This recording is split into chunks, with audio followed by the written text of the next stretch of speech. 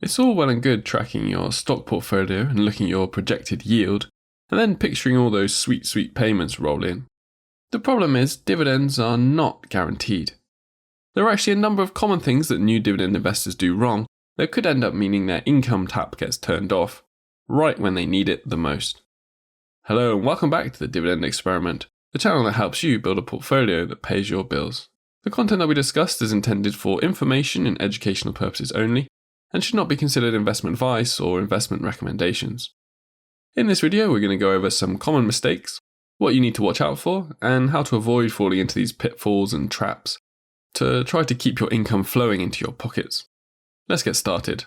Mistake number 1, chasing high yields and falling for dividend traps. Despite what a lot of finance YouTubers say, chasing high yields isn't always a mistake. Picking high yield dividend stocks can be a smart move for your portfolio, especially if you're focusing on high income strategies, like I tend to do myself. However, it does become a mistake if the company cuts its dividend or goes bankrupt, harming your investments. High yields might look attractive because they promise big returns in the form of payments, but they can also be a warning sign of trouble in the company. Often, high yields happen because the stock price has dropped, which can indicate problems like declining profits, bad management, or high debt. These issues can lead to the company reducing or stopping its dividend payments, causing the stock price to drop further and decreasing investor income. These high-yielding stocks that appear to be offering a nice payment, but that is simply masking an underlying problem at the company itself, are called dividend traps. The problem with these dividend traps is that you get hit twice. First, the company cuts the dividend, and then the share price falls after too, so you lose out on both fronts of the total return. AT&T Inc. was once a favourite among income-focused investors, celebrated for its high dividend yield. However, the appeal of its dividends masked deeper issues. The company's aggressive acquisitions of DirecTV and Time Warner led to a massive debt load straining its financial health. Despite facing intense competition and rapid shift towards streaming, AT&T continued to offer high dividends. By 2021, the company announced a major strategic shift, spinning off Warner Media and merging it with Discovery Inc., and significantly cutting its dividend. This move signaled that the high yields were unsustainable. The dividend cut exposed AT&T as a classic dividend trap, where enticing dividends lured investors into a company with underlying financial vulnerabilities. This case highlights the importance of evaluating a company's overall health, not just its dividend yield. Instead of chasing the highest yields, try to aim for a balance between yield and stability. Companies that offer moderate yields but have strong financial health usually provide better long-term returns. Look for companies with reasonable payout ratio, the percentage of earnings paid as dividends, consistent earnings growth, and manageable debt levels. A high payout ratio may mean the company can't sustain its dividend during tough times. Mistake 2, a lack of diversification. Investing all your money into just a few stocks that pay high dividends can be risky. If these companies face problems like lower profits, operational issues, or economic downturns, they might cut or stop paying the dividends. This could seriously reduce your income and make your investments less reliable. If you look at some of the highest yielding stocks, you'll see that they're from similar sectors or even similar industries. It's just the case that some sectors and industries are more likely to pay dividends than others. To lower this risk, spread your money across different types of companies and industries. This means investing in companies from different sectors like utilities, which provide basic services, or consumer staples like food and household products. Also, consider companies that consistently pay dividends and have good growth potential. By doing this, you lessen the impact if one company doesn't do well, and you increase the chance of steady income and better returns over time. Diversity of stocks, diversity of payments.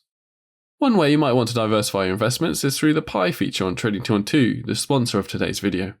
You can build a pie of 50 stocks and organise them in a manageable way that will let you have a whole range of industries and sectors, all paying you out. And talking of Trading212, I asked Trading212 if they could give me a unique code that you guys can simply type into the promo code section, capital at risk.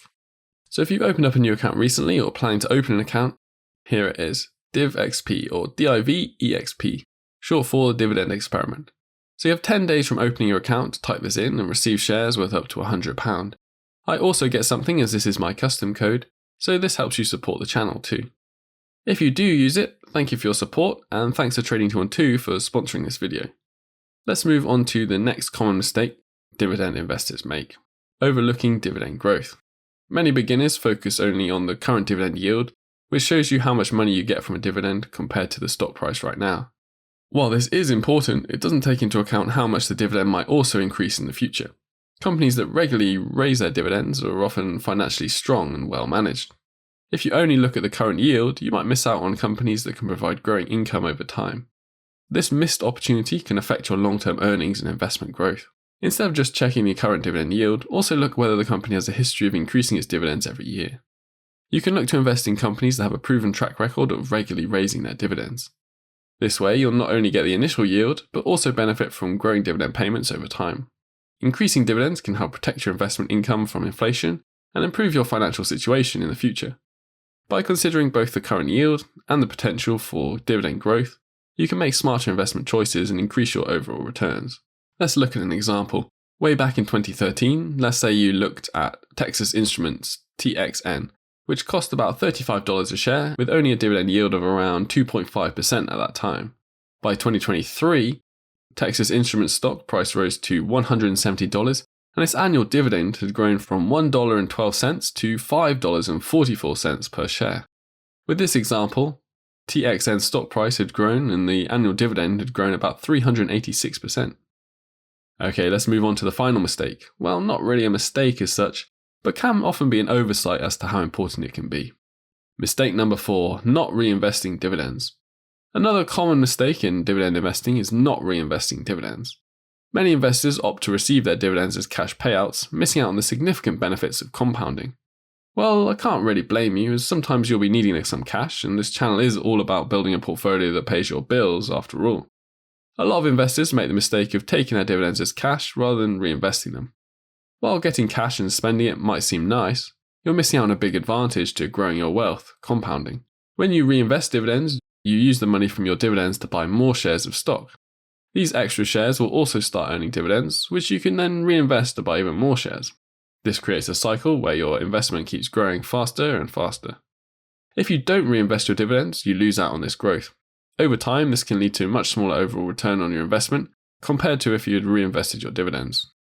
To make the most of your dividends, choose to reinvest them instead of taking the cash. This means using your dividend payments to buy more shares of the stock. Many investment accounts offer automatic plans that do this for you. By reinvesting the dividends, you're effectively growing your investment by increasing your shares and taking advantage of compounding. This strategy can lead to faster and greater growth of your investment over time. This chart is pretty old now, but really illustrates the point of simple difference in portfolio size between taking the dividend as cash and reinvesting it. The power of compounding through dividend reinvestment can significantly enhance your long-term returns. It enables you to benefit from the growth potential of both the stock price appreciation and increasing dividend income generated by your larger shareholdings. Over time, this strategy can lead to substantial growth in both the value of your investment portfolio and the income generated from dividends. There is more I'd like to say on this topic of reinvesting, as it can be quite nuanced, but let's keep it at that for this video. Conclusion: investing in dividends can be a rewarding strategy, providing a steady income stream and potential for long-term growth. However, it's crucial to avoid common pitfalls that can jeopardize your financial stability. By being mindful of chasing high yields, diversifying your portfolio, focusing on dividend growth, and reinvesting your dividends when it's appropriate, you can build a more resilient and profitable investment strategy. Thank you for watching this video on dividend investing traps and how to avoid them. Remember, the goal is to build a portfolio that not only pays your bills, but also grows over time. If you liked this video, and if you made it this far, I'm guessing you probably did, then I have some good news for you. I'm giving away my PDF guide to the 10 dividend investing commandments, or the criteria that I use to pick dividend paying stocks, and I'm giving it away to you for free. All you need to do is submit your email in the link below and it'll get delivered to your inbox straight away. Again, that's for free. But that's not the only benefit of joining the email. You also get updates on the almost daily dividend portfolio, interesting stock ideas or news, and special deals and free stuff that I can share with you. Thanks for watching, and I hope to see you on the next video. See you!